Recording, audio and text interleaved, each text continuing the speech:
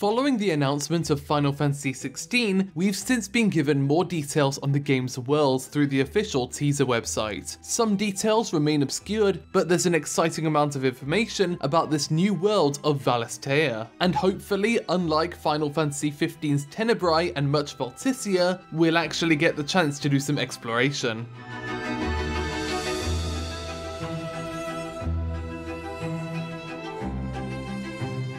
In an interview with Final Fantasy XIV director Naoki Yoshida, he was asked what he would do if he was in charge of Final Fantasy XVI. At the time, Yoshida was claiming he didn't know anything about the sequel, but of course, we now know he was in the middle of producing it. His answer was that he'd like to see it be a straightforward fantasy without much machinery and no mecha, and now that we know what we know, those weren't empty words, those were the premise of Final Fantasy XVI. On the teaser website, we're introduced to all of the factions that make up Valistea, from the Grand Duchy of Rosaria, where our main characters reside, to the Dhalmekian Republic, who we saw fighting in a war in the trailer. Each realm is defined by its treatment of dominance, people who have the ability to call on the power of one of Final Fantasy's summons. Some of these are faction leaders, others are advisors, and in the case of the Iron Kingdom, all dominants are executed. I mentioned in the title that this feels like Final Fantasy's answer to Game of Thrones, but I don't want to make out that Game of Thrones is the root of all political fantasy. After all, Final Fantasy XIV, the game that the whole staff has in common, is defined by its political intrigue across Eorzea. Particularly the Heavensward expansion, which was written by the presumed writer of Final Fantasy XVI, deals with many of the political issues facing the isolationist theocratic nation of Ishgard. But there are a couple of things that make me feel like the words Game of Thrones were said aloud at board meetings. Firstly, the timing. 16 would have been greenlit around 2016-2017, during the height of Game of Thrones' popularity. At that time, it would have been much easier to pitch a political fantasy story, since that's what the world was watching.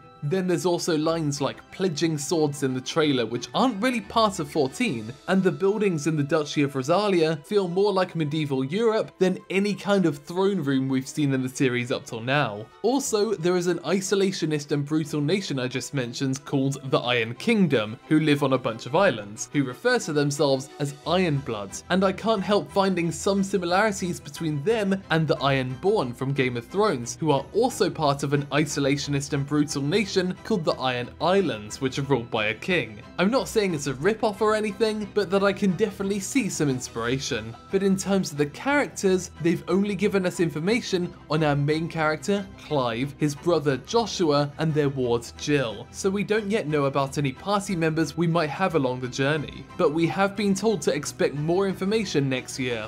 For me, with the creative team of Final Fantasy XIV, a diverse world, and plenty of political intrigue, this is the most exciting game to look forward to in the future. Thanks for watching OTAQUEST in Japan. Feel free to subscribe to find out more about the art and creation of Japanese pop culture.